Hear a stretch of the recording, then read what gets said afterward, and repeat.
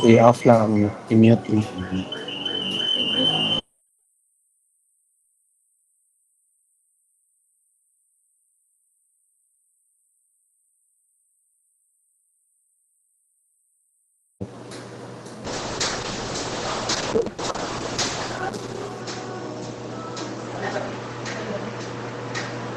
Ka-record naman siguro.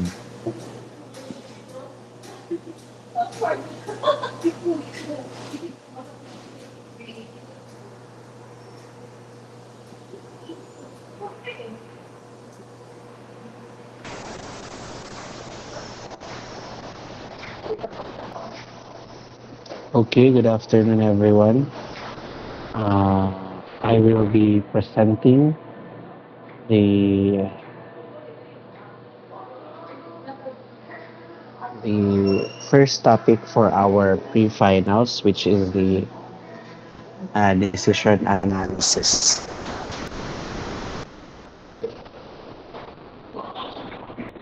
Let me check. Okay,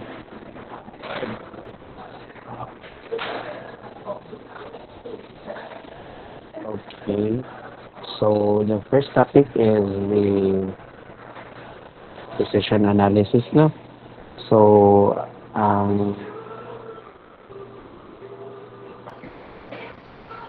learning objectives for this topic. Sorry.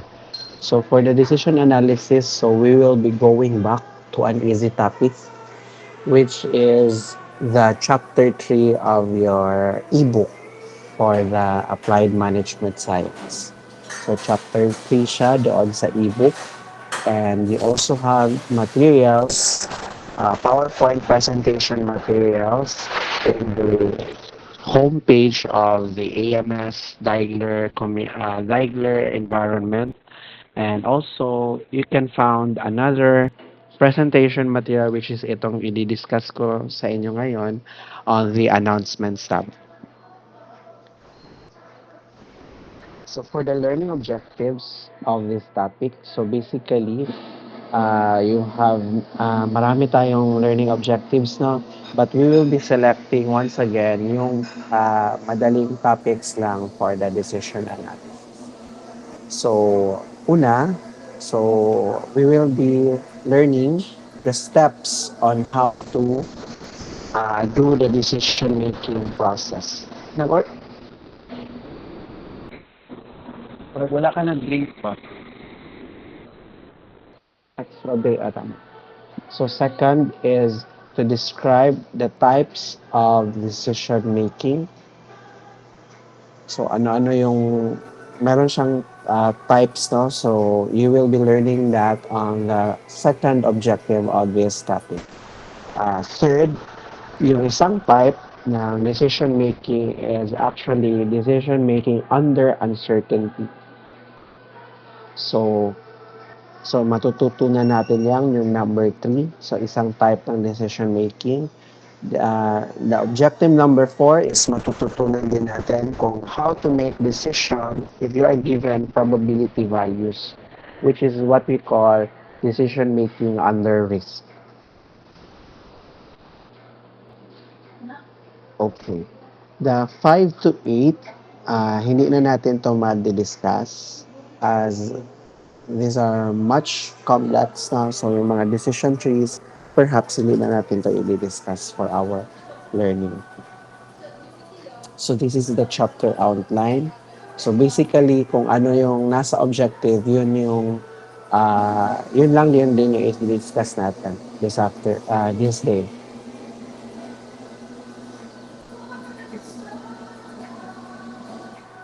So as an introduction, so basically, in you as a human person, no, uh, you are being guided by our nervous system, no, on making decisions.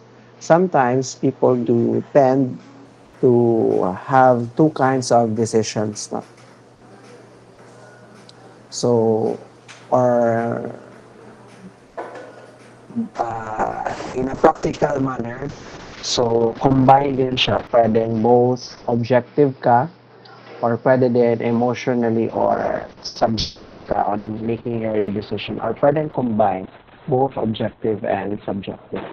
So when we are objective on making decisions, usually you are doing the analytical type of decision making. So you are considering the facts, the data, the numbers, or kung hindi man numbers, yung ano yung facts ng mga case, no? Or yung scenario perhaps. So before making the final decision, minsan inaaral mo talaga kung ano ba yung nangyari. So you are being inquisitive, you are being uh, inquisitive and marami kang tanong before making such decisions. Or minsan, we are also making decisions out of our emotions, out of subjective factors. So, mood, no? Minsan, feeling of, gaya na itong nasa picture, uh, in a state of happiness or imagination, music, love, peace, creativity, and freedom. So minsan, uh, ito din yung nag-guide sa iyo as a human person of making such decisions. However, on our on our learning session kasi we will not be romantic on making decisions. No? So we will be dealing with the objective one, which is the analytical. Uh, we will exercise your right. I think it is the right side of the brain or left side, which is we will be practicing making decisions based on the facts, based on the numbers, based on the data.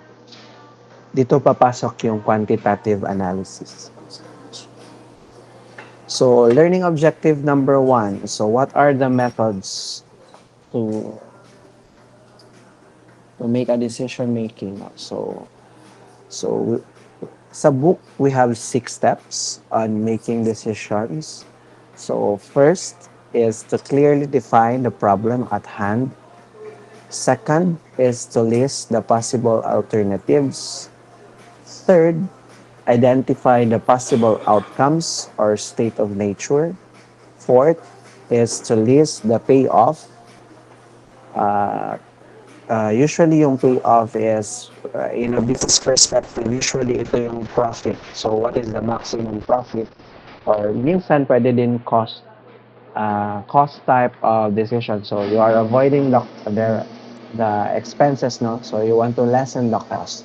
So usually dalawang when we say business decisions, usually dito sa chapter na to, more on profit payoff or cost payoff yung table natin.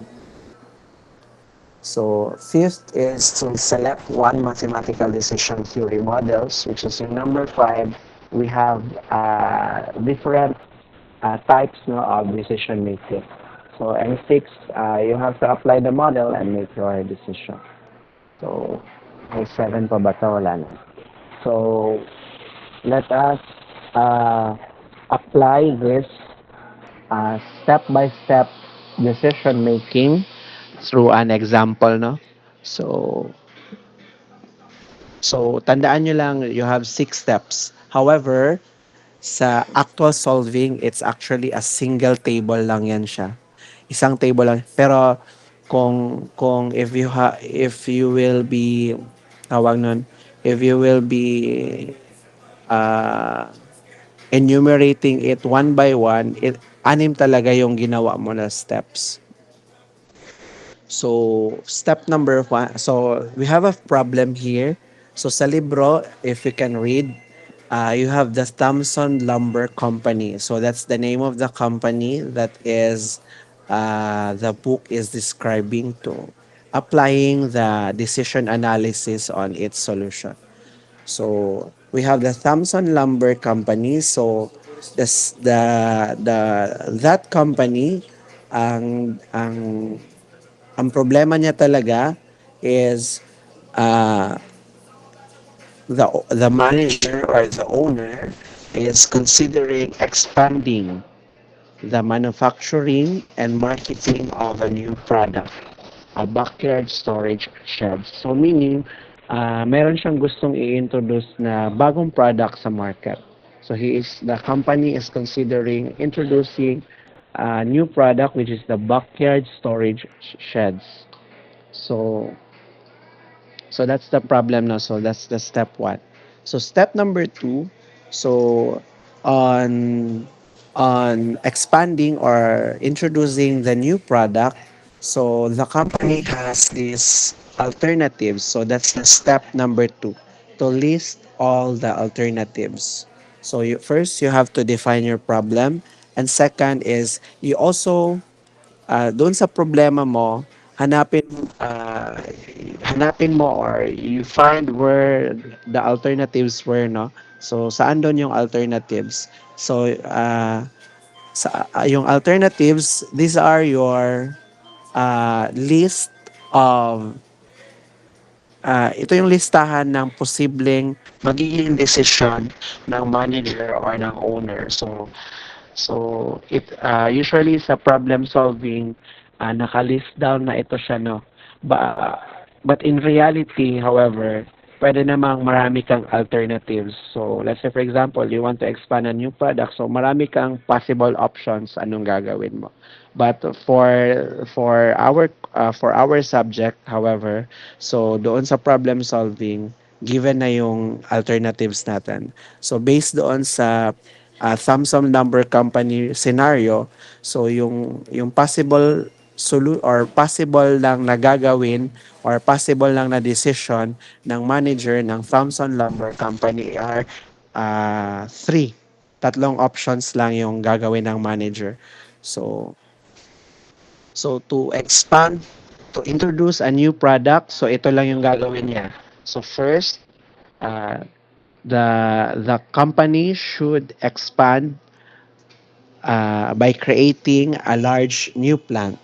So magko-construct siya ng malaking planta to manufacture those new products that he will be introducing. Second, uh, magko-construct siya ng small new plant. So that's una, pwedeng malaking investment, no? So diretso tayong manufacture ng malaking plant.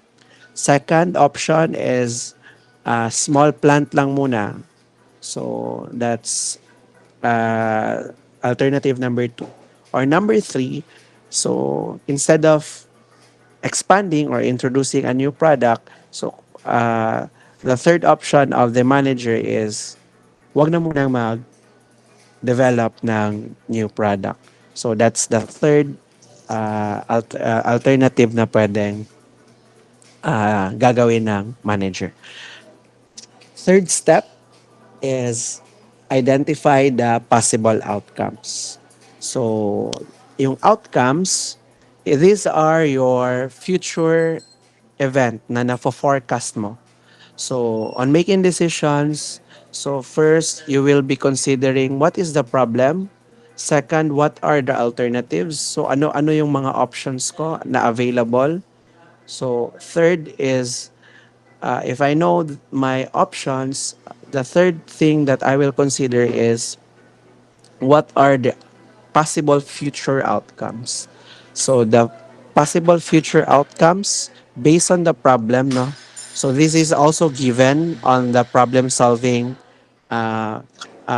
solving, no. So pwedeng maging favorable yung market or pwedeng maging unfavorable yung market. So when we say favorable, you have pwedeng mag-boom yung economy, or that's a favorable market, no, or marami kang customers. So pwedeng maging favorable sa yung market. Pwedeng by introducing a new product, marami ka or you are profitable. So pwedeng ganon yung scenario. Second is pwedeng unfavorable. Pwede kang malugi. So yun yung based sa Thomson Lumber Company scenario, yun yung dalawang nabanggit doon na possible future outcomes pag mag-expand yung manager on introducing a new product line. So fourth step is to list the payoffs. So sabi doon, yung payoffs is usually expressed in terms of profit or in terms of cost. So usually, nasa profit scenario itong Thomson Lumber Company. No? Yung conditional values natin, so these are our payoffs. So let's say the payoffs here is that in terms of numbers talaga yan siya. So it's a values, no, mga profit scenario. Let's say for example, uh, if I will be constructing a large plant, this is my level of profit. If I will be constructing a small plant, this is the level of my profit. So basically, pag high risk tayo, no? So let's say for example, a large plant. So usually, that ang payoff mo on constructing a large plant is usually malaki din yung magiging profit mo. Maybe because of uh, you have the capacity, large capacity that is large, no? To produce many products. So meaning, pag marami kang products na mabenta, at saka kung mabenta mo talaga lahat yung products, of course, you will be having bigger profit as compared to a smaller manufacturing plant.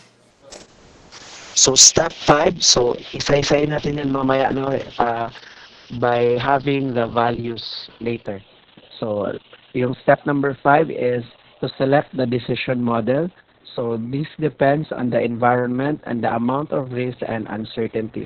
So yung step 5, dito na natin i-apply yung mga decision analysis talaga, or solutions ng problem natin. Then, apply the model to the data, solution and analysis, and then use to aid in decision making. So, usually yung step 5 at saka step 6, these are, kumbaga, solutions na natin to. And parang conclusion in siya. So, in decision analysis, so, nasabi ko kanina no during the introduction, you can use a decision trees. So, yung sanga-sanga. However, since we will not be dealing with the decision tree, ang gagamitin natin as a solution is the easier one. We will be conducting a payoff table analysis. So, usually, itong payoff table analysis is a kind of table, no? You have the rows and the columns. Just like what we did with the midterm table solution tayo. We have the rows and the columns. So we will be making a table. So payoff table analysis can be applied when there is a finite set of discrete decision alternatives and the outcome of the decision is a function of a single future event. So in a payoff table, so usually yung rows natin corresponds to the possible decision alternatives and the columns correspond to the possible future events. Events are mutually exclusive and collectively exhaustive. And the table entries are the payoffs. So usually ang payoff table, if we are to draw it, so anong sabi doon? Yung rows mo, so row 1, row 2, row 3, row 4.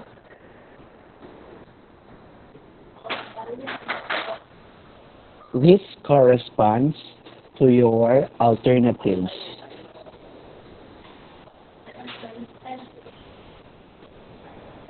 So yung column mo naman, column 1, column 2, column 3, column 4, depende kung ilang column, no? So these are your outcomes or state of nature. Or sa format talaga class, this is what you call state of nature. So And if uh, if you are to draw, so table talaga yun siya, no? So so doon sa problem. So you have here alternative. So ang alternative ng Thomson number is to first construct sorry. So and we have here states of nature. So yung yung alternative ng company, sabi doon, ano yung options niya, ano yung pagpipilian niya na options na magiging decision niya. So, first alternative is to construct a large plant. Number two is to construct a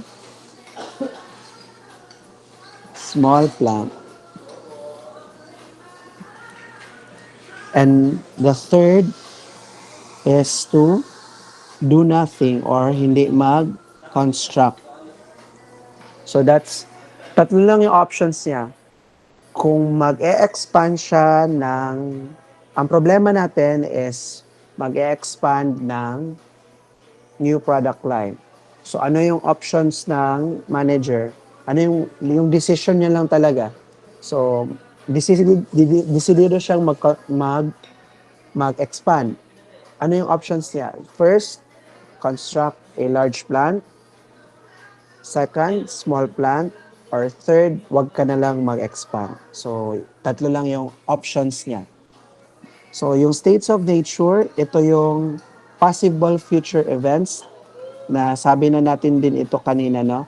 So, yung possible outcomes here are favorable yung market, meaning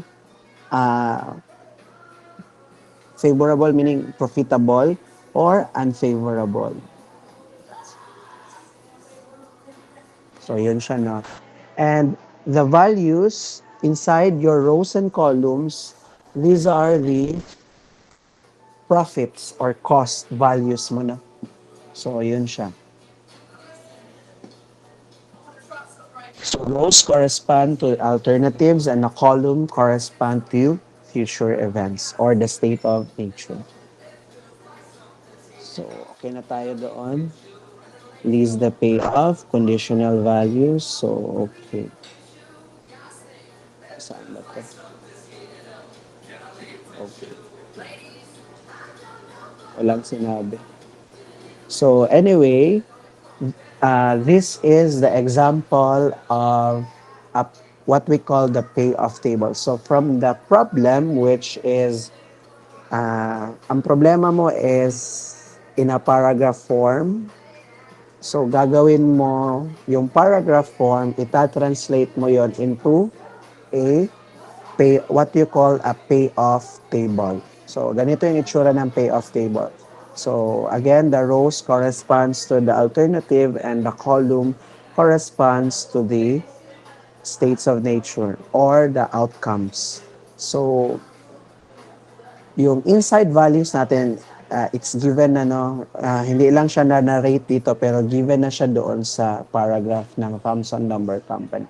So, to read this, pag favorable daw yung market, pag mag-construct yung company ng large plant, at saka favorable yung market mo, ang magiging profit mo on that kind of decision is 200,000. So, pag mag-construct ka ng small plant naman, tapos yung market mo is still profitable, so instead of having a bigger profit na 200,000 since small capacity ka lang, so ang magiging profit mo instead na 200, magiging 100,000 pesos na lang or dollars na lang. Then, kung in the future profitable ka sana pero hindi ka nag-construct ng or hindi ka nag-expand or hindi ka nag-construct ng mga plants mo for your new product, so instead of having a profit, So wala ka nang magiging profit for that kind of scenario. So that's for the profitable market. So what if yung future event mo is malulugi ka? So unfavorable. So pag nalulugi ka, so instead of having a profit, magkakaroon ka ng loss ngayon. So ang loss mo sa large plant is $180,000 pag unfavorable or palugi. So yung small plant mo naman, so instead of risking your whole investment, no, into a bigger investment, so instead of having a bigger loss, so you are almost at the safe level. So naging $20,000 na lang. So third, state of nature, pag malugi imuhang company on the future, then hindi ka na lang nag-construct or hindi ka na lang nag-expand. Instead of having a loss, you are safe na wala kang gi-invest. So meaning kahit lugi ka sa future, so zero pa rin yung loss mo. So that's the safest one. It's to do nothing pag unfavorable yung market natin on the future. So kopyahin ko lang ha. So here,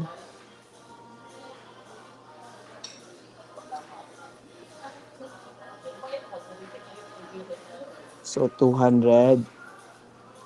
So class, if you are to draw your payoff table, please have it this manner. So please complete the wordings. So especially with the numbers, no? Pag 200,000, 200,000 talaga yung ilalagay nyo dyan. Huwag kayong gumamit ng 200T, letter T, or 200K. Huwag nyo yung gamitin na ganun, ha? Negative 20 and 0. So from the paragraph form scenario, so gagawin niyo siyang payoff table. Then yung payoff table niyo, ito na din kasi yung magiging solution area ninyo. So in a table form manner. So yung solution natin. So next one is the solution.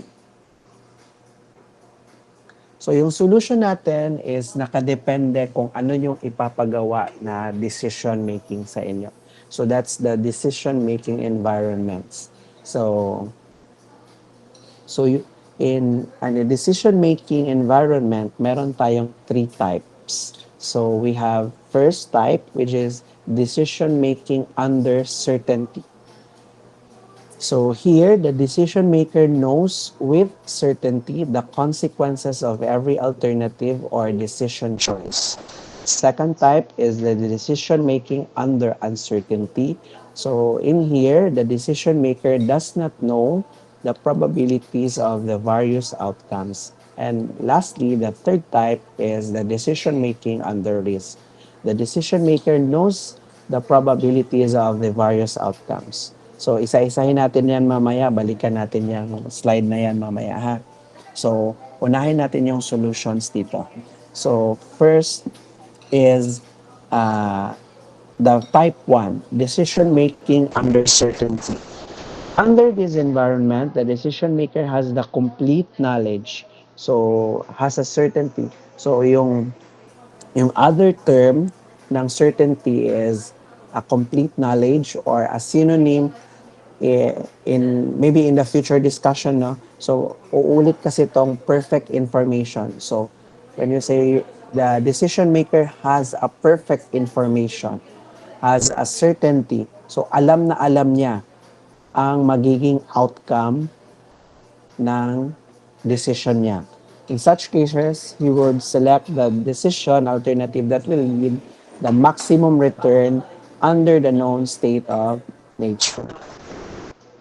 So, sige. So, let's solve if the decision making under uncertain.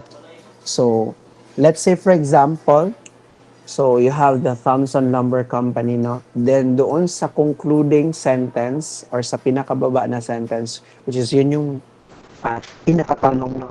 So, ang tanong sa atin is, what is the decision of, let's say for example, Thomson Lumber Company manager, if he or she knows with certainty or with perfect information that the future if future outcome is a favorable market. So ganun, usually ganun, no? Ganun yung pagkaka line of questioning or as somewhat synonymous with that kind of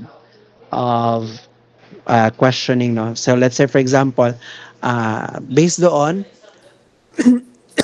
sa problem, ano yung magiging desisyon ng manager or ng owner if he knows very well or if he knows with certainty. So the term there is certainty that the future outcome would be a favorable market. So the complete solution here, if ganon yung questioning mo ng sentence form, so first, so, sabi ko nga, gumawa ka ng ganitong table.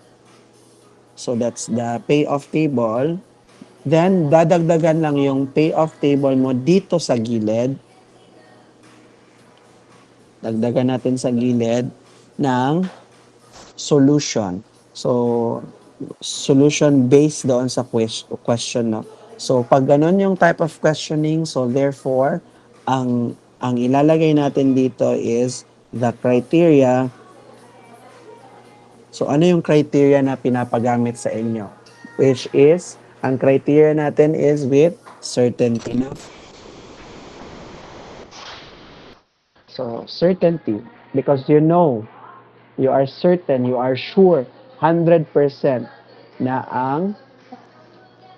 ang future event mo is favorable. So if favorable yung market mo, you have these values. So you have 200,000, 100,000, and zero. So, pag alam mo yung future mo na favorable yung market mo, ang magiging profit mo if magka-construct ka ng large plant is 200,000. Pag small plant naman, it's 100,000.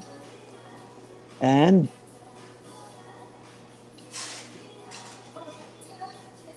if wala kang gagawin, it's zero. So that's why it's zero. So kopyahin lang natin tong favorable market payoffs doon sa solution natin. So you have the three values there on your solution. So therefore, uh, based doon, so based doon sa concepts, ang always magiging decision ng company is yung pinaka-highest payoff na makukuha niya. So this time, since this is a profit scenario, so therefore the pinaka-objective mo is the maximum profit that you can get. So out of the three values here on our green green numbers, so ang pinakamalaking value dito, ang pinakamalaking profit is the 200,000. So you just mark it with asterisk, or if you don't want, you can also have it on encircled. So pwede gano'n na. So that's your indicator na ito yung magiging decision mo. So you can mark it as asterisk or circle. So therefore, your final conclusion, so your decision is the company or the Thomson Lumber should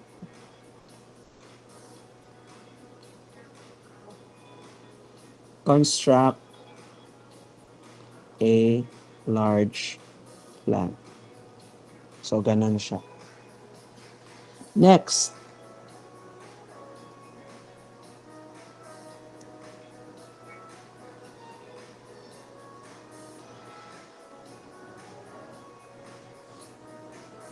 So same scenario, but this time,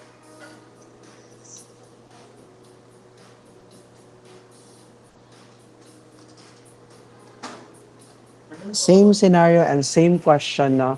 Sir, the company knows very well with certainty or with perfect information or 100% na yung magiging future outcome ng company is magiging unfavorable siya. Meaning on the future, the company knows with certainty na ang future natin is babagsak yung economy or magiging lugi siya. So this time, pag ganun yung scenario mo, so certainty man yung ginamit niya na term, so this time, unfavorable naman yung kukunin mo, no? So unfavorable values here, pag large plants, so tingin ka lang per row, no? So 180, -20, and 0. So with certainty na unfavorable yung market mo. So you have that three solutions.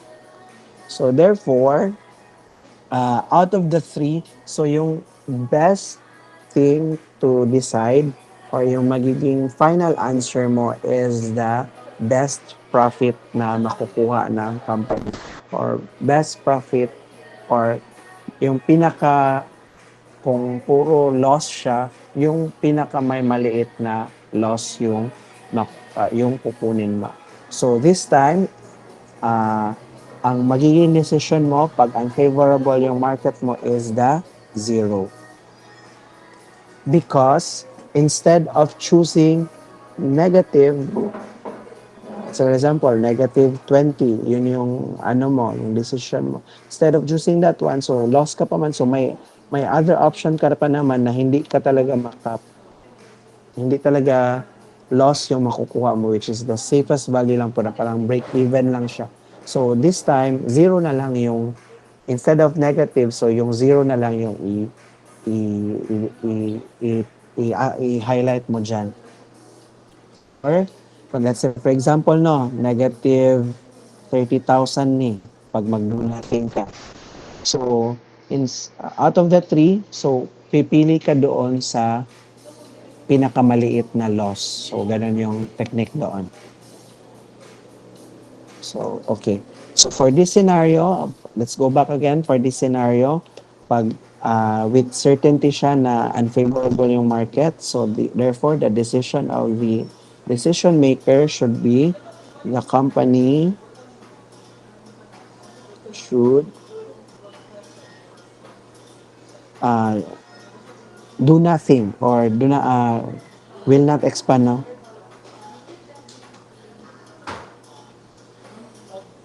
Or should not introduce a new product. So, pwede din kaya. On your own words na pwede natin maintindihan. Okay. That's for the decision with certainty. Second type. Tapos na tayo sa type 1. That's the decision under certainty. So, class, please take note na yung alternative,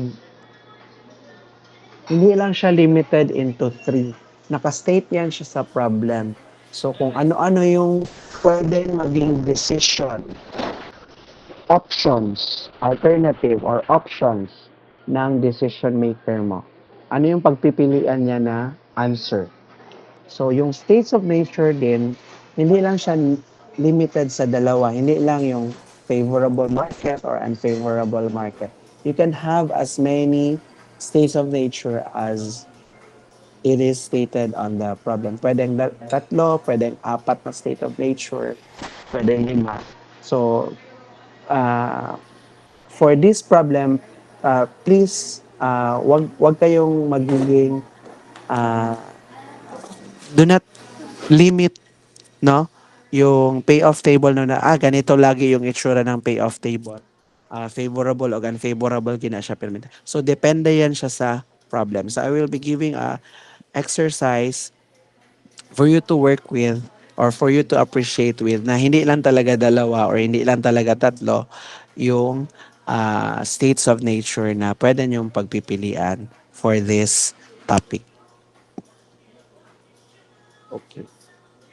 So second type tayo. So decision making under uncertainty. So in here, uh, instead of a scenario wherein the decision maker and manager knows the future outcome, so this one hindi niya alam yung magiging future outcome mo. So ano-ano yung pwede nating topics for type 2. So ganito yan siya. So yung type 2, meron tayong limang criterias. So yung first type, isa lang yung criteria natin, no? Yung criteria of being certain, certainty criteria. So sa uncertainty, instead of putting the criteria of then uncertainty tayo doon. So ang criteria na gagamitin natin is lima. So you have the maximax, maximin, realism, equal likely, and minimax regret. So lima yan siya. Isa-isahin natin yan siya. So, okay.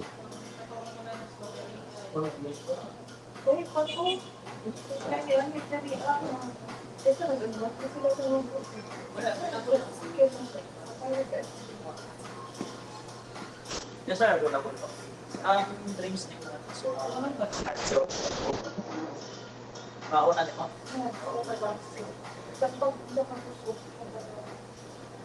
Wait, tas which better kasi ako kapatid. Kanina lang.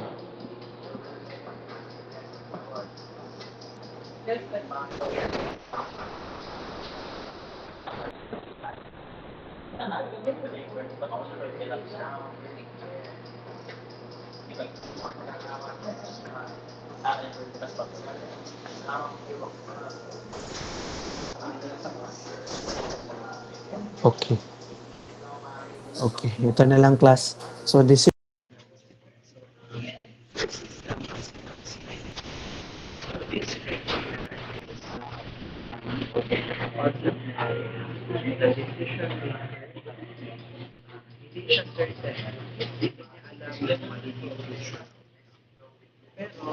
meron siyang ugali. Yung mindset ng decision maker is he will always go for the so yun yung other mindset na pagiging always go with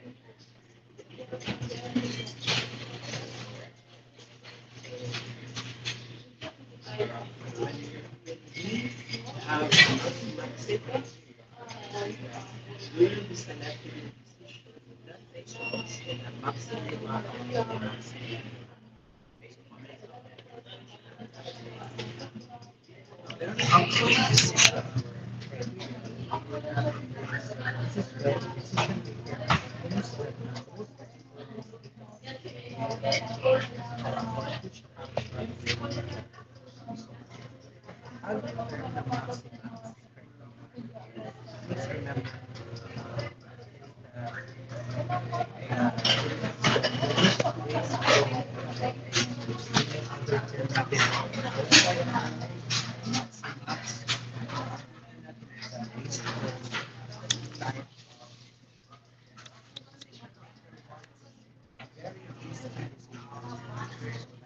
that's the concept. criteria. Okay. So again, a decision maker assumes that the most favorable state of nature for each action will occur. So, di-discuss natin yan. So, in solving for the maximax criterion, so, yung first bullet, locate the maximum payoff for each alternative. So, each alternative, each row, you will you will select the maximum value per row. Then, pag magde-decide ka na, you will be selecting the alternative with the maximum number. So, each row mo na no, kunin mo yung maximum values. Let's say for example, row number 1, constructing a large plant. So sa row na yon, yung pagpipilian mo na values is 200,000 and negative 180,000. So pili ka doon sa dalawa. So ang maximum value natin doon sa dalawa is the 200,000. So yun yung ilalagay mo sa solution mo. Then small plant, ganun din. Then do nothing, ganun din. So let's solve it now.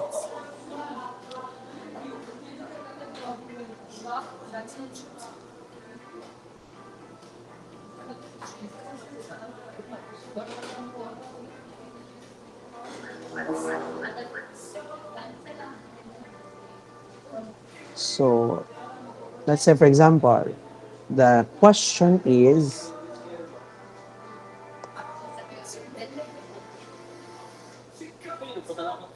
ang question natin is,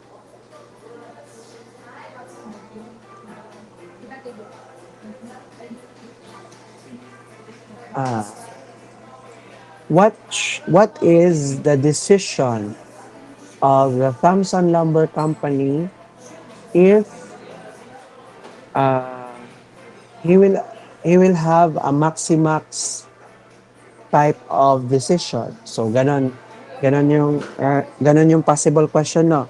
If max if he will be applying a maximax criterion type of decision. Second, other term ng maximax, uh, what is the decision of the Thomson Lumber Company if the manager is a risk-prone agent? So, meaning risk-prone, meaning gusto niya ng risk. So, pwedeng ganun yung type of questioning. Or, what is the ano yun, other term or other synonym ng maximax? What is the decision of the Thomson Lumber if the decision maker has a mindset of go for the gold type of decision? So, pwedeng ganun yung pagkakatanong sa inyo. So, pag ganun yung pagkakatanong, then you will be having this solution. So, lagay mo yung payoff table, then dito ka na mag-solve sa gilid ng table mo. So, you have the maximax criteria here. So, criteria mo. Always class yung yung solution mo is a complete set of a payoff plus a new line here. So ganito talaga siya ha, yung pinaka-solution mo in a table form. So therefore, our values here, again, to solve for the maximax, sabi doon, each row, you will select the maximum value. So, row number 1, if large plant, you have 200 and negative 180. You will select the maximum value. So, the maximum value between the two is the 200,000. So, kung negative 280,000 na siya, still, ang biggest value mo or the maximum value mo is the 200,000 kasi yung negative 280,000 nasa negative side naman siya. So, ang gagamitin mo is the maximum positive value, no? Or kung puro negative yan siya, ang gagamitin mo is the smallest negative value. So, ganun siya. Basta kung ano yung pinakamalaking payoff, ano yung pinakamalaking value mo, per row, yun yung gagamitin mo as value here for your solution. 200,000. Then the second row, if small plant, that is 100,000.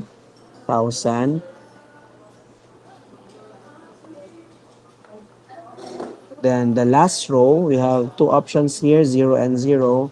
So you have 0. So pantay lang naman siya, walang largest value. So ganun siya. So, kunyari class, tatlo yung states of nature. So meron ka pa ditong isang line.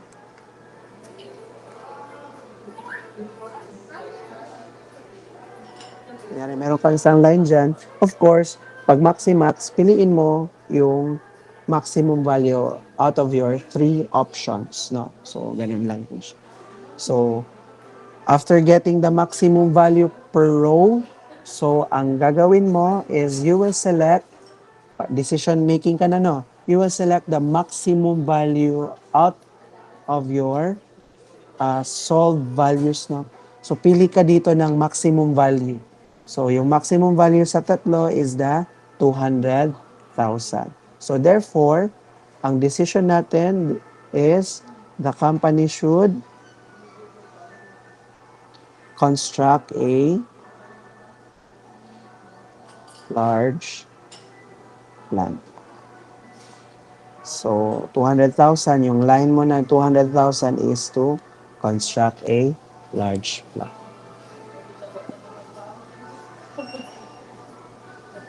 Okay, we're done with the maximax. So, next, maximin. So, pangalawa, maximin. Ang other term ng maximin is that this type of decision maker is, ito yung mindset niya, no? He will select the best of the worst. So, yun yung mindset ng ah, pagiging ang maximax, sorry Plaza, balikan lang natin, ang maximax criterion, ang other term also for a maximax criterion is being an optimistic type of decision maker.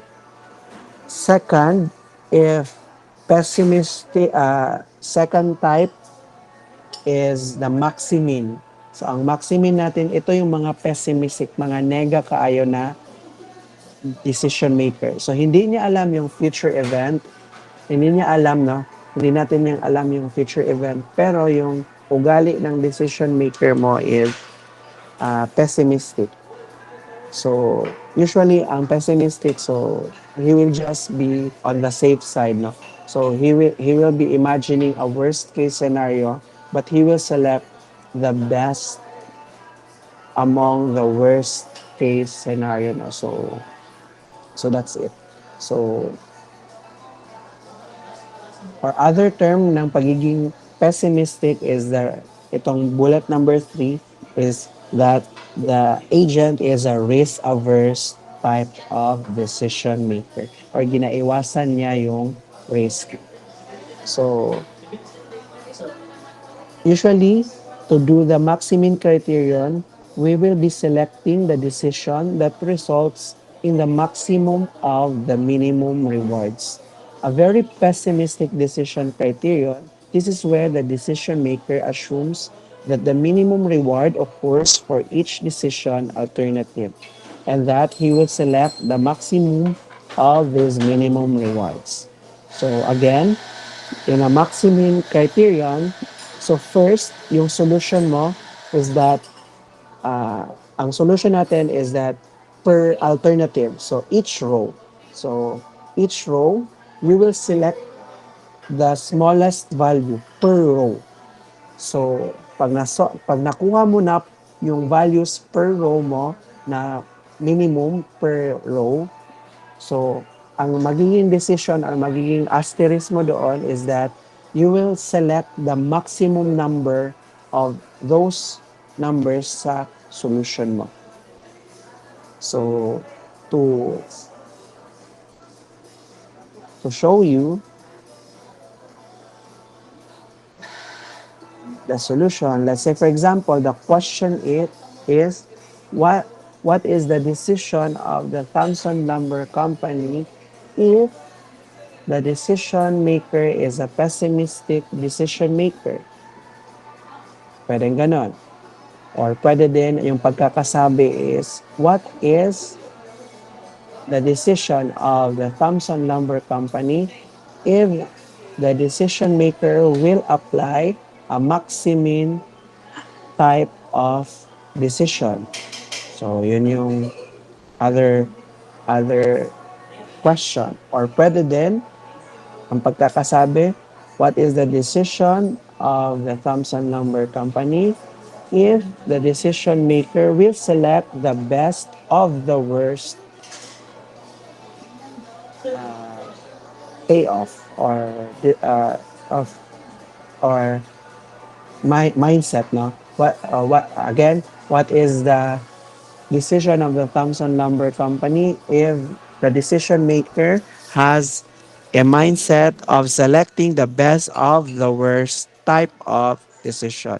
Or pwede din pang-apat, ah, yung pagkakatanong sa inyo is, what is the decision of the Thomson Lumber Company if the decision maker is a risk-averse type of decision maker. Risk-averse meaning nagaiwas ng risk. So, ang complete solution for that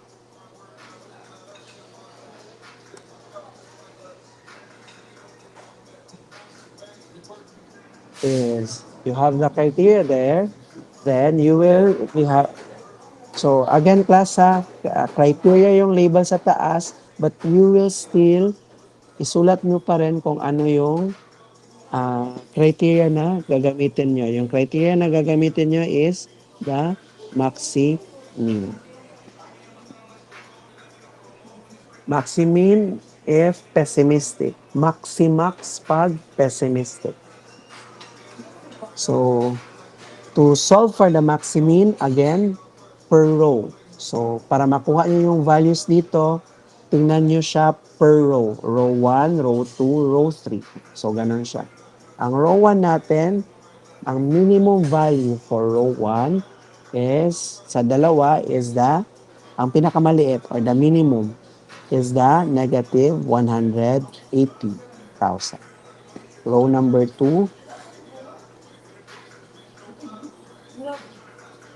you have 100,000 and negative 20. Ang pinakamababang value dyan is negative 20,000. Then on the last row, you have 0 and 0. So of course, wala ka ng option dyan kundi magiging 0. So you are done with the you are done to fill up the values of your criteria column. So pag natapos ka na until the last row, so you will now decide. So alin dyan yung magpipiliin mo. So sabi doon sa method, so pagkatapos mo ma-fill up, you will be selecting the maximum value of your filled up values, no? So ang maximum dito sa tatlo is not the negative 180,000, it is the 0. Kasi ito, negative ka na talaga dito. So ang maximum profit or maximum value there is the 0. So therefore, still, the company should, pag maximin ang criteria niya is hindi siya or do nothing or hindi siya mag-expire. Okay. So we are done with the second. Let's proceed with the third. Ang third natin is the equal likelihood criterion. Ang equal likelihood criterion, other term for this one, is Hurwitz. Hurwitz or Hurwitz? Hurwitz criterion. Sorry. Equal likely is yung number 4, is the other term for that is Laplace, no?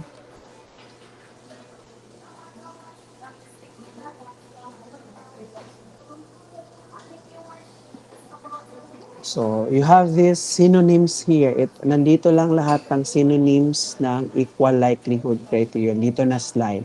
So, pwede siyang decision that gives the highest average reward or yun na siya, no? Sige. Okay. Let's proceed. Nandito lang yung wordings niya. So, pwedeng Hurwitz, pwedeng equal likelihood, yung pagkaka-sentence form, pagkaka-question sa inyo. So, these are the concepts, no? So this assumes that all states of nature are equal likely to occur. So wag na natin tong kuan, wag na natin tong i-discuss muna yung bullets. So balik-balik lang yan siya. So to do the solution for the equal likelihood criterion is you will calculate. So you will calculate the average reward. So i-average mo ang reward for each alternative and select the alternative with the maximum number value. So the average reward is the sum of all rewards divided by the number of states of nature. So again, to do that is, ang first thing to do is to average the payoff for each of the alternative. So, pag nakuha mo na yung mga values mo, you will be selecting the alternative with the highest average, highest payoff.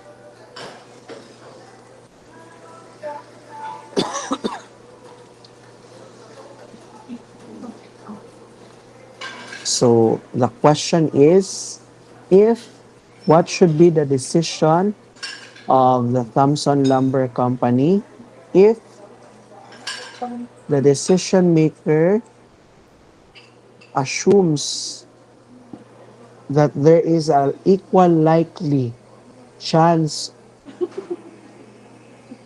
no, na yung future events mo will occur, or pwede din, what is the decision of the Thomson Lumber Company if the decision maker applies for which, ayun, Laplace.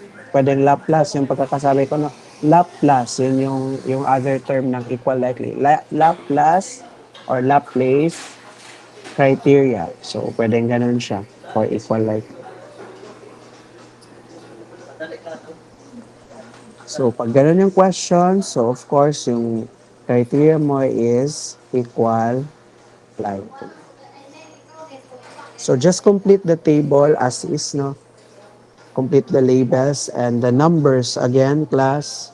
Kung 100,000, kompleto nyo yung 00. So for this one, ang equal like, ang first thing to do to get the values here is, sabi doon sa process, is i-average mo per row.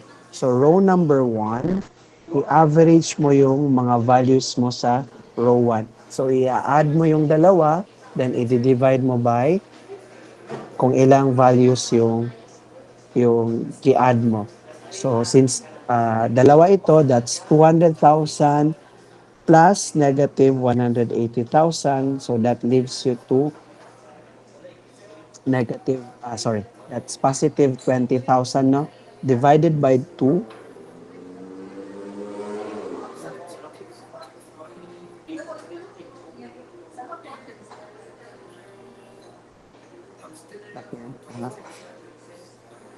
divided by 2. So pwede nang walang solution, class, just fill up the table lang as is. Dito gipakita ko lang yung solution. So that's 200 plus negative 180. So that's 20,000 divided by 2. Kasi dalawang numbers yung gi-add ko. Kung tatlo yung columns mo, of course, i-add mo yung pangatlong number, then ang divisor mo is not 2 but rather divided by 3. So ganun siya. So that's 20,000 divided by 2, that is 10,000. So second row, so that is 100,000 plus negative 20,000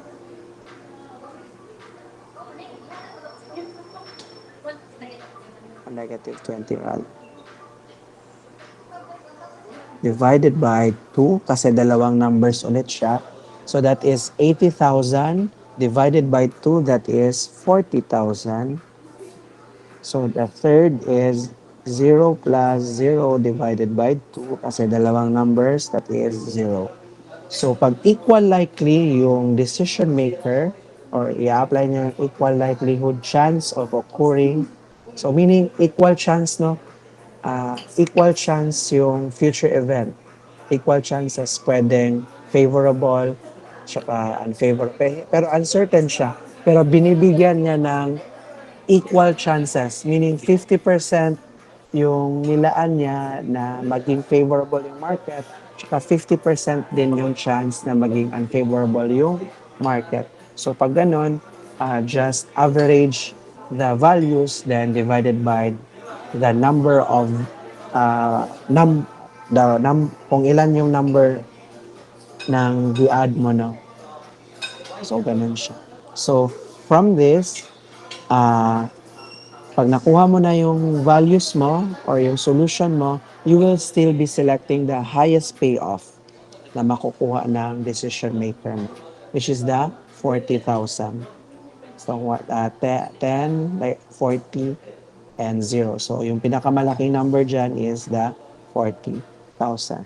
So, pag equal likely yung decision maker natin or Laplace yung criterion mo is uh, the company should construct a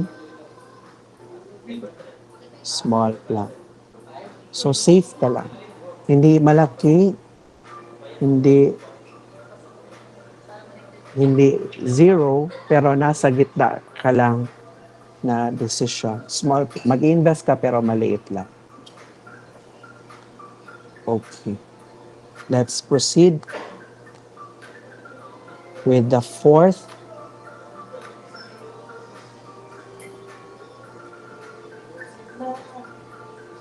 Okay.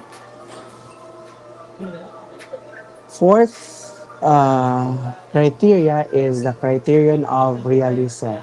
Other term for realism is Hurwitz or Hurwitz criterion.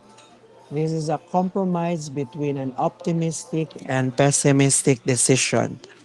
So a criterion of realism usually uses the alpha, or kung maalala nyo parang yung alpha doon sa forecasting natin. So the alpha there, still same with the forecasting, ang value ng alpha mo is a decimal value. So from 0 to +1. So yung alpha mo, ang interpretation niya is that it's a degree, no, of pagiging optimistic ng decision maker mo. So kung yung yung decision maker mo is yung alpha niya is closer to 1, so that means yung kumbaga yung degree ng pagiging optimistic niya is almost 100%. So parang ah ganon yung ganon yung interpretation ng alpha natin.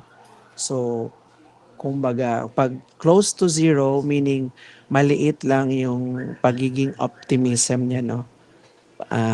Ganon siya. More on pessimistic siya, more on negative side siya. So, in here, meron tayong uh, meron tayong formula to solve for the realism. So, alpha is, I will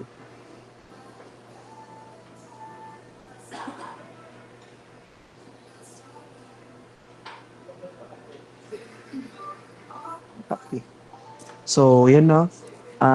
Meron tayong formula that's alpha multiplied the maximum value per row plus the remaining or the 1 minus, kunyari, ang alpha mo is 35% or 0.35, or let's say for example 40%, 0.4 yung na alpha mo. Meaning, the other part, the degree of optimism mo is only 40%. So the remaining 60% of your 100%, yun yung parang pessimistic side mo. So, ganun yung interpretation. So, that's why this formula states that yung alpha mo, yung optimism mo, i-multiply mo siya doon sa maximum payoff. Plus, yung pessimistic side mo, which is the 1 minus alpha, i-multiply mo siya sa minimum value for each row. So, yun siya, no?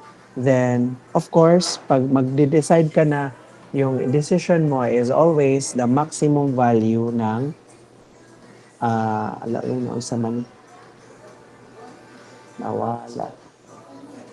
Anyway, let us proceed. So the question is, what is the decision of the Thomson number if we will be applying the for which criterion or criterion of realism. Usually wala lang synonym dito sa realism. Medyo given na sa kanya. Then, the alpha is always given. So, let's say for example, from this problem, so the criterion of realism decision, if alpha is, so the first bullet is 0.8. So, 0.8 daw yung alpha mo.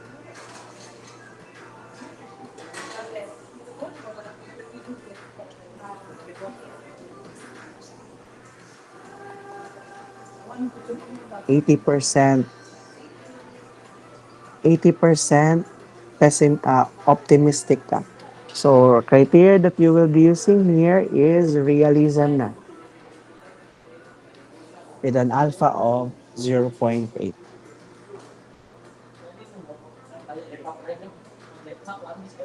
So, to solve for this one is again, yung alpha mo, that's alpha. Again, ang formula, it's the alpha multiplied the maximum value plus the remaining 1 minus alpha. Kung 0.80 yan, ang remaining value mo dito, kung 80% to ito is 20% or 0.2 times the minimum value. So that is 0.8 multiplied by the maximum value. So for row 1, ang maximum value natin is 200,000. Then plus 1 minus alpha, that is the remaining value of the 100%. That is 0.2 multiplied by the 180,000. So that is your solution. Then second,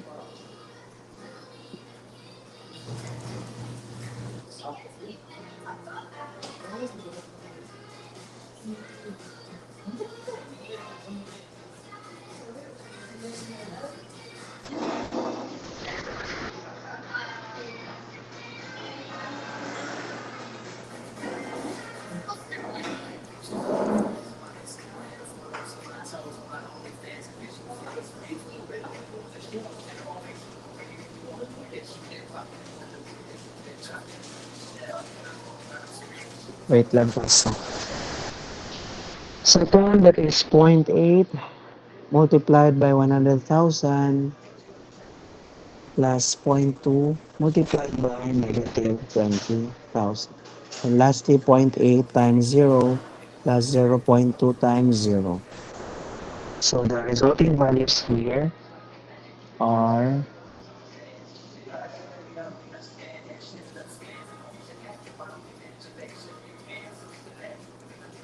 124,000, 76,000, and 0. So that's it, no? So pag tatlo class, kasi for example, may another value here for states of nature. Again, pag tatlo, kunin mo lang yung, kunyari, 100,000 to. And ito, 120,000. And this one is 0. So pag tatlo yan, just don't forget the formula. Kukunin mo lang yung maximum value per row, tsaka minimum value per row. Second, maximum value per row, minimum value per row. Maximum and minimum. So, that's it na. Pag equal likely, i-add mo yung tatlo divided by 3 pag equal. Pero pag realism ka, dalawang values lang yung kukunin mo, the maximum and the minimum. So usually doon nagkakalituhan yung students ko pag marami siyang columns na. So again, the realism will always formula based siya na maximum and minimum value per row. So the last thing here is to decide. Ang decision mo is the maximum value of your solutions. So therefore, out of the solution, ang decision maker natin should construct a large plot. Next, and I think this is uh, the last of the type. So next is the minimax regret. So the minimax regret is parang wala siyang synonym na. So this one is it will be used ang ano nito ang solution nito is hindi na payoff table. It's a table pa rin, but you will convert your table into an opportunity loss, what we call an loss table. So the opportunity loss table is calculated by subtracting each payoff in the column from the best payoff in that column. Find the maximum opportunity loss for each alternative and pick the alternative with the minimum number. Okay, I think this is the same now. So let's solve for the minimax regret. So usually parang wala siyang synonym other for minimax regret. So again, balik muna ako dito. Okay, ako muna.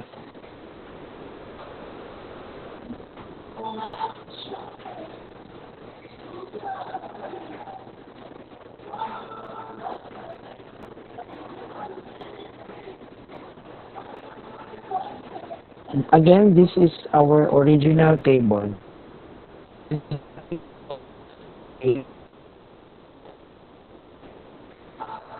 Payoff table na. Ito yung original problem natin, original sets of values natin kanina. So, yung original sets of values mo, you will convert this, what you call payoff table, this is the payoff table,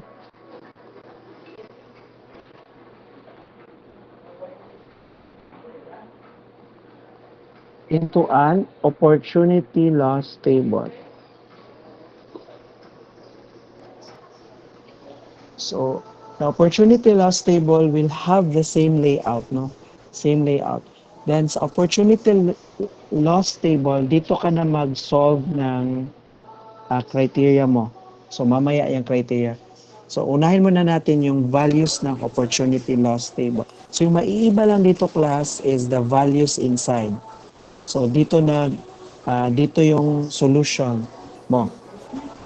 So, sabi doon sa PowerPoint slide, titingin ka, so titingnan ka muna sa original table mo na. Tingnan mo dito yung maximum value per column. Per column. So, column number 1, so sa favorable, ang titingnan mo dito yung maximum value. So, based sa tatlo, so you have 3 numbers for the favorable market. So, ang pinaka-maximum dito is the 200,000. So, sa unfavorable, ang maximum value dito sa tatlo is that na negative but rather the 0. So, yung 0, no? So, yung 0 yung maximum value. So, yung maximum value mo na yun yung parang magiging solution guide mo on making the opportunity loss table. So, you will subtract the maximum value on each of the values na kasama niya on that certain row. Parang yung ginawa natin sa assignment problem. So, that would be, ang formula mo is the 200,000, the maximum value minus the original values per row. So, yun siya na. So, that would be 200,000 minus 200,000 that is 0. Then 200,000 minus 100,000, that is 100,000. So yung maximum value parang nasa sa minuend. So ito na yung maximum.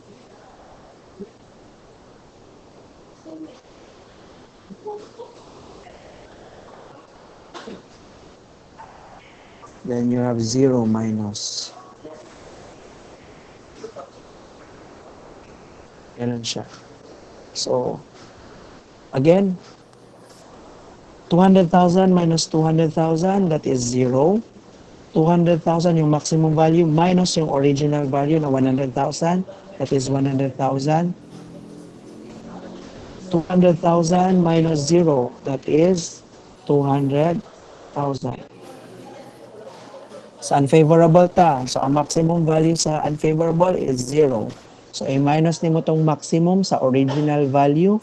So, 0 minus negative 180,000. So, negative times negative, magiging positive na siya.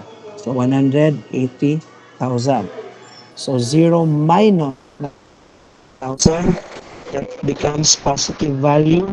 So, positive 20. And 0 minus 0, that is still 0. So, pag natapos mo na yung opportunity loss table, dito ka na so, for your minimax regret criteria. So, dito ka na magle-label ng criteria na minimax. So, ang gagawin mo, class, one thing common, kung mapapansin nyo kanina, pag optimistic, ang gamit mo is maxi-max. Pag pessimistic, mini-max. Then meron tayo ditong isa na, maximin pala to, Then, ito, minimax itong bago ngayon.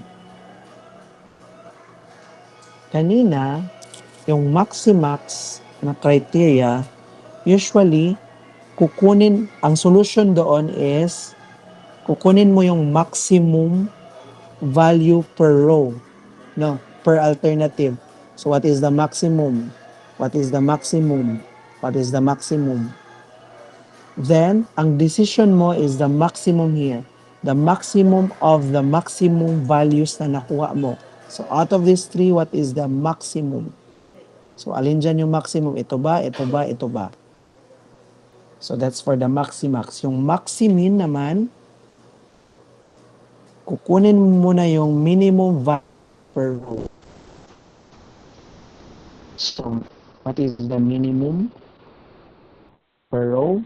Row number 2, what is the minimum? Then row number 3, what is the minimum? Pero yung magiging decision factor mo dito is to get the best of the worst. So, ano yung maximum value ng minimum values mo na kinuha kanina? Is this the maximum value out of the 3? Is this the maximum out of the 3? Or is this the maximum out of the 3? Ganon din yung concept sa last criteria natin, which is the minimax. Kukunin mo muna yung maximum value per row. So for row number 1, what is the maximum value? So that is 180,000. Row number 2, 120,000. This is 100,000. And row number 3, you have the 200 and the 0. You will be getting the 200,000. Then you will decide now which among these values is the minimum. So you get the maximum value per row, then you will be deciding which is the minimum. So out of the 3, the minimum value is 100,000. So therefore, your business decision here is that the company should construct a small lot. Yung sa gitang value lang. So, pag minimax regret yung gagamitin ng company, unahin mo muna i-convert into an opportunity loss table. Then, pag na-convert mo na, dyan mo na kukunin yung maximum value per alternative.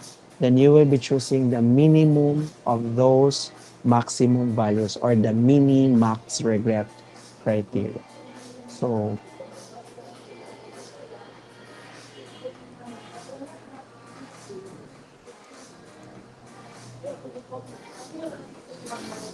we are done with the type 2. And for the type 3, so ito yung ginawa natin kanina, no? Opportunity loss.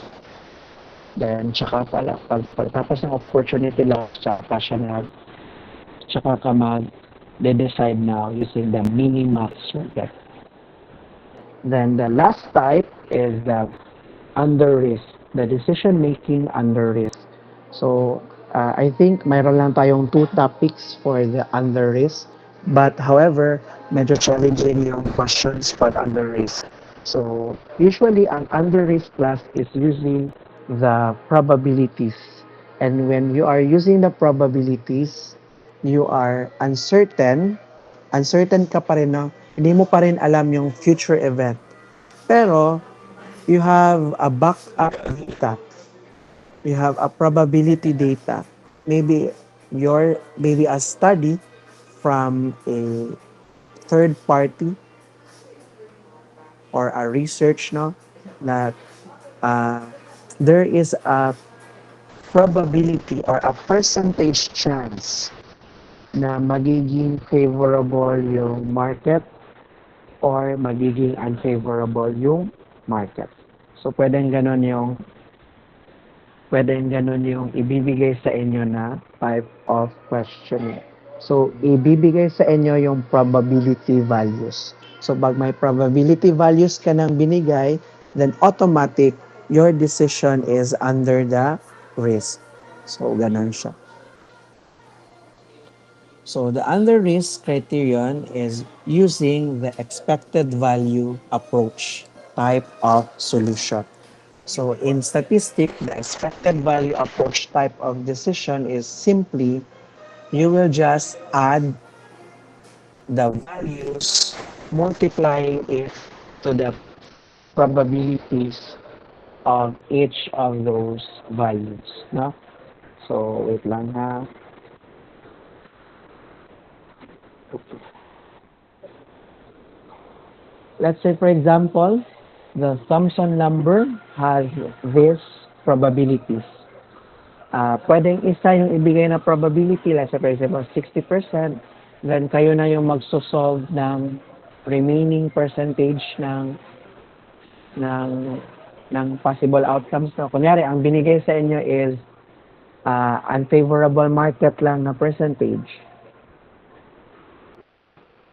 So, for example, 40%, kagaya nito na 60% chance daw na magiging favorable yung market. Of course, the remaining chance goes to the unfavorable market automatically. So, pero if ever ibigay sa inyo lahat, so for example, usually ibinibigay naman lahat, no? Favorable at saka unfavorable, binigay na sa inyo. That's 60 and 40 daw, based dito sa problem. So, automatic, you will be applying the decision making under the risk.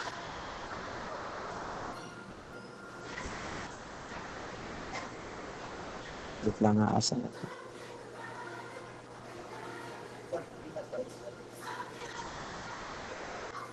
So, next.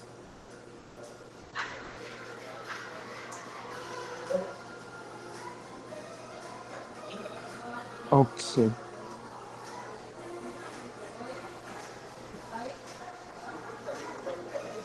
So, given yung probabilities, no? Usually yung probabilities, para hindi kayo mawala, lagay nyo siya sa baba. Gawa kayo ng payoff table.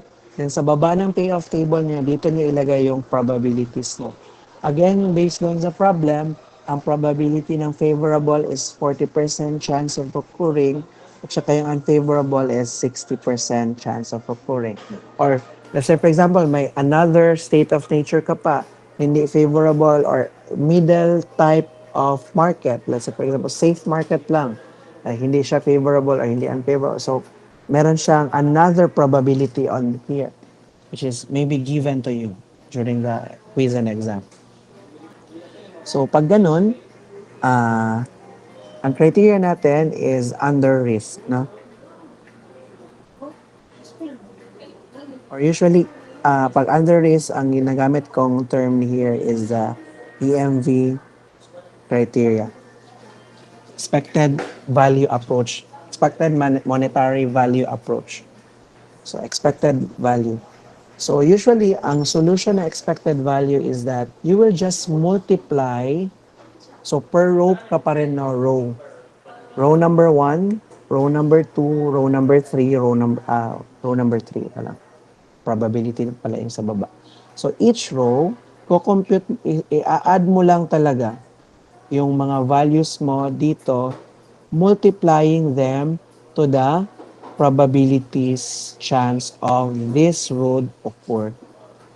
So let's say for example, on row number 1, so you have here 200,000 multiplied by 40% chance plus uh, negative 180,000 multiplied by 60% chance. So that's it. Mahaba masyado. Lagay ka dito.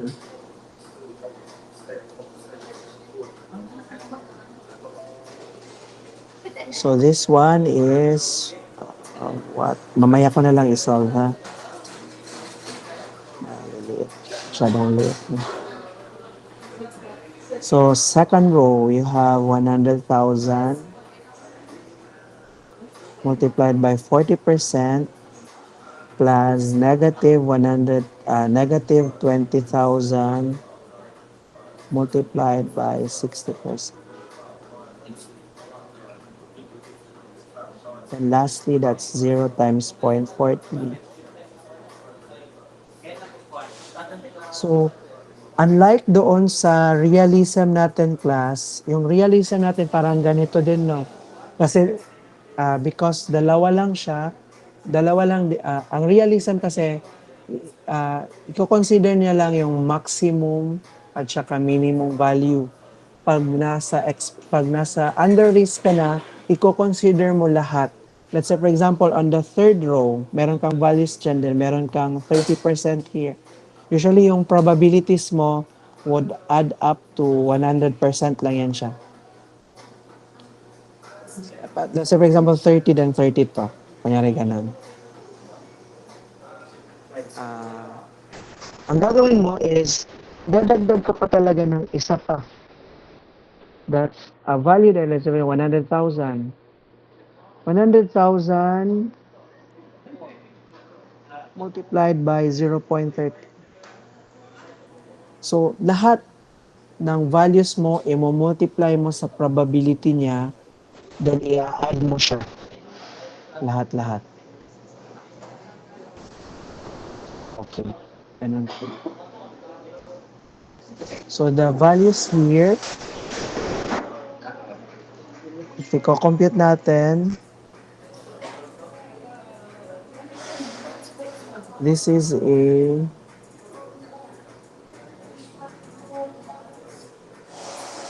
move ko lang kasi masyado.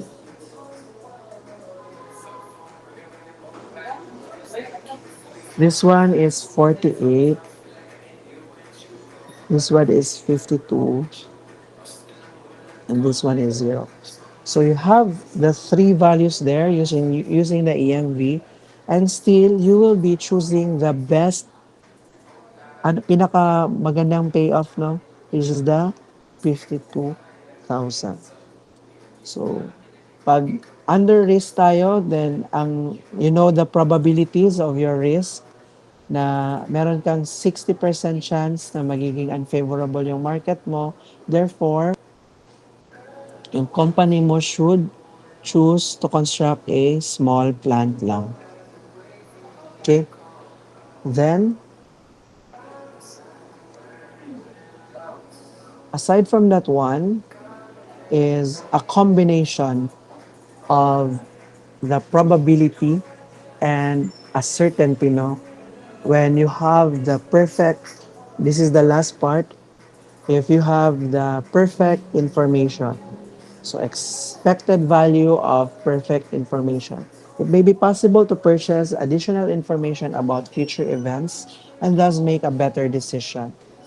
So usually, ang EVPI concept is a type of question wherein, let's say for example, meron mag-offer sa, yung perfect information is, comes from research mo, from a third party research or a company that is offering you an additional information, a perfect information.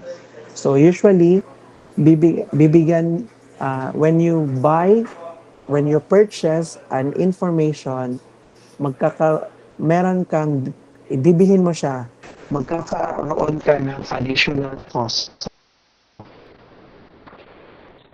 So, let's say for example from here, Thomson Lumber Company is to analyze the economy in order to more accurately determine which economic condition will occur in the future. How valuable will this information be? So let's say for example, a scenario, no? Scientific Management Incorporation, that's the name of the company that is offering Thomson Lumber and additional information to make a better decision. In return, Thomson Lumber will pay them $65,000 should the Thomson Lumber purchase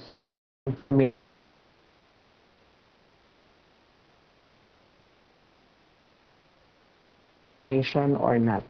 So usually yun yung questioning pala. So yung EVPI, meron tayong formula that is EVPI is equal to EVWPI minus the maximum EMV. Let's see here.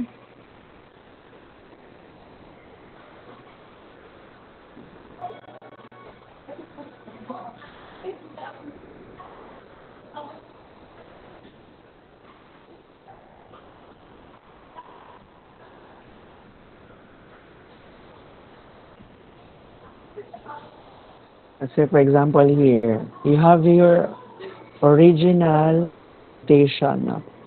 However, yun nga, additional question, meron siyang offer, may nag-offer sa inyo. But you will be still having that, under the risk pa rin siya, so ginagamit siya under risk pa rin. So meaning may probability pa rin na involved. May probability, given pa rin yung probabilities sa inyo. But the additional question is, meron company na mag-o-offer sa inyo ng additional information, yung tinatawag na perfect information. Should you accept the offer or not? So, to solve for that one, so you have here, dadagdag ka lang dito ng with option number 4. If you will purchase a perfect information.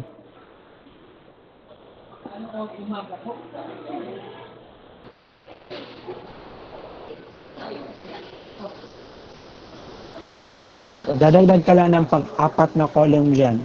Or kung apat siya, apat yung alternative, magdadagdag na ka lang ng pang-5.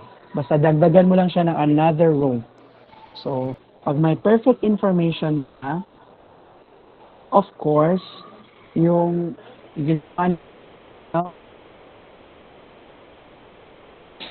certain yung economist or yung researcher na dapat pag favorable yung market,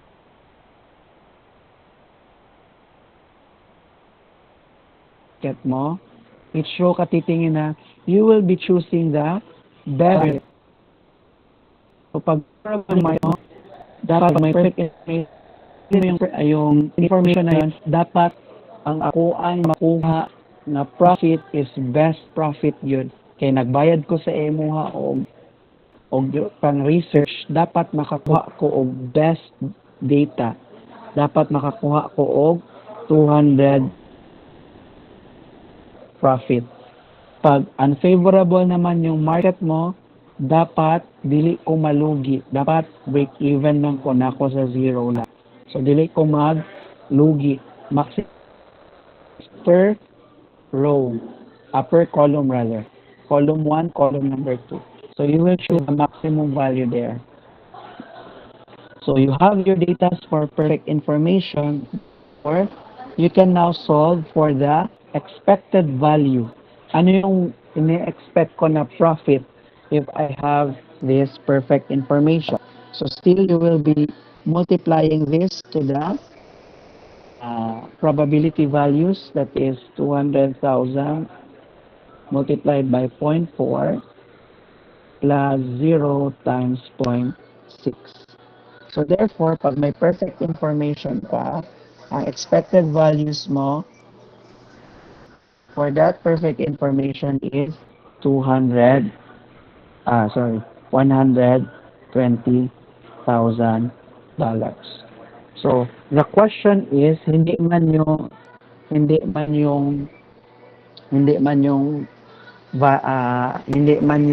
decision, no. So of course kung may perfect information ka, of course yung pinakamalaki maging malaki na siya expected value mo. However, hindi man yung tanong, yung tanong, bibilhin mo ba yung perfect information na yun or hindi. So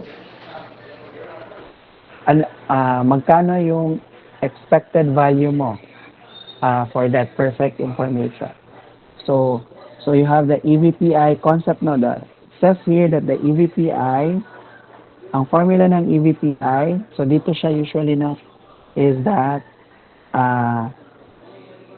the maximum EMV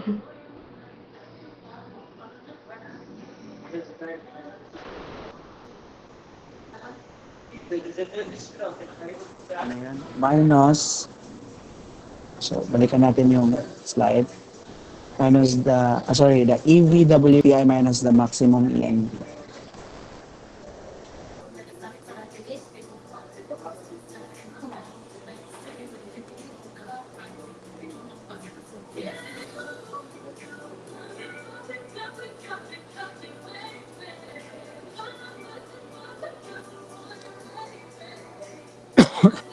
So yun yung baba natin to, ha? So yung tanong sa atin is, bibilin ba natin yung information na yun? So bumili ka ng perfect information, magkano na lang talaga yung to get this 120,000, magkano lang talaga yung returns mo ba, yung pinaka-profit mo talaga, i-less mo yung cost na gastos mo doon sa pag-buy ng perfect information na yon. So that's EVPI. So this formula, this EVWPI here is actually this one. This one is the expected value if meron kang with perfect information. Expected value kung meron kang perfect information. Kung meron kang perfect information, ang expected value mo is 120,000. Pero kung wala ka namang perfect information, ang maximum value mo lang na ang expected value mo lang is actually at the 52,000. Kasi yun yung maximum EMV mo dito, yung sinolve natin kanina. So, again, ang interpretation ng EVPI expected value of perfect information is that the 120,000 is this is your expected value kung meron kang perfect information. Magkakaroon ka ng payoff na 120,000. Pero minus the expected value kung wala kang perfect information, which is kung wala ka nitong line na to, you only have these three options to. So which is, kung wala kang perfect information, yung magiging kita mo lang talaga is $52,000. So therefore, your EVPI is $68,000.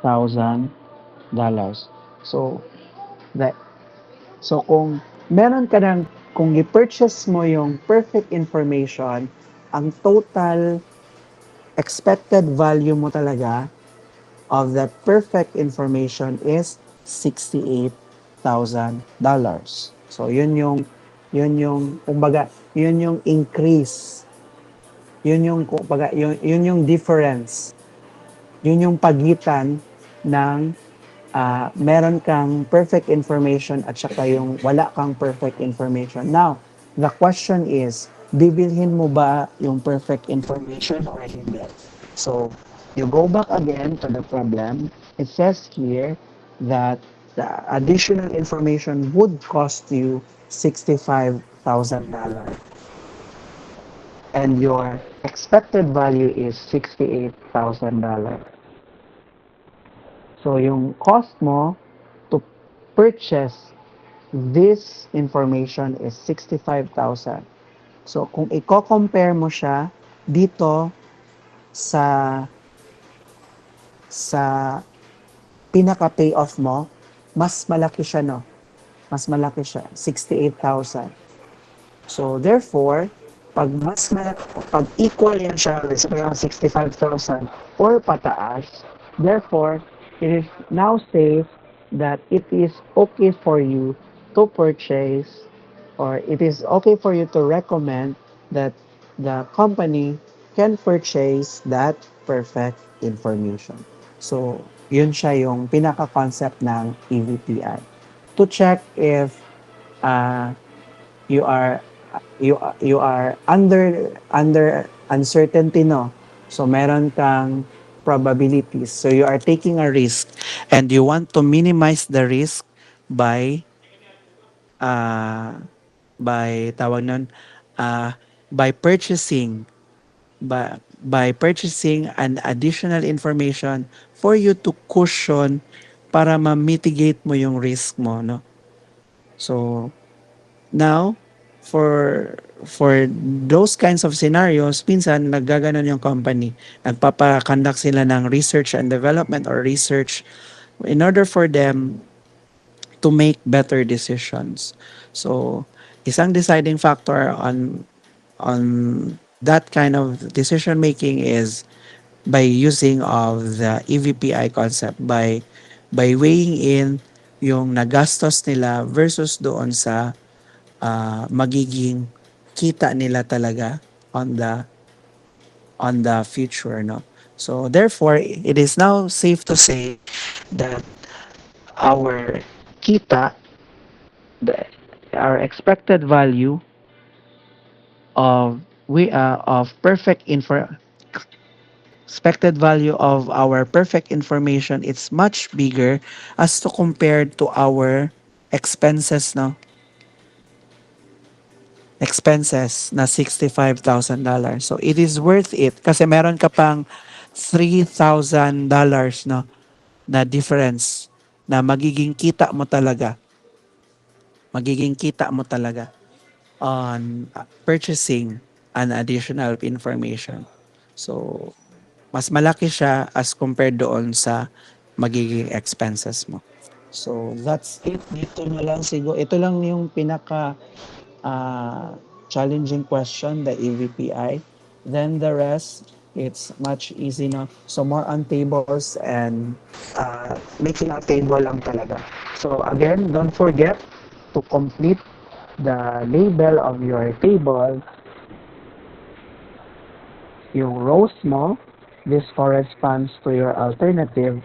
Then yung columns mo, this corresponds to your state of nature. Then after mo ma-conduct yung after mong ma-fill up yung payoff table, gagawa ka ng additional column which is doon yung solution set mo. Ah, yung label ng solution set mo is yung pinakataas is criteria, then sa baba ng criteria kung ano yung criteria na ginamit mo. Again, we have seven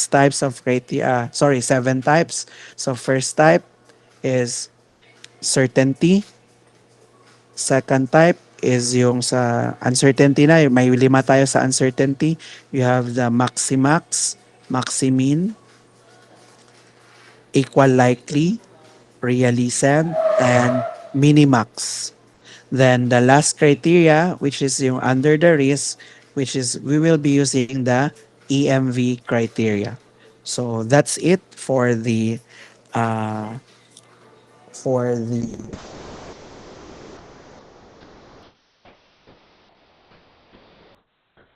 that's it for the tawag ito.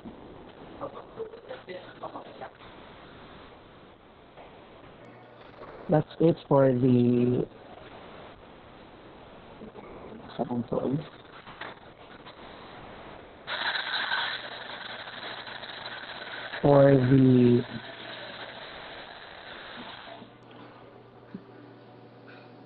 For the decision making, and thank you everyone, and see you on the last topic.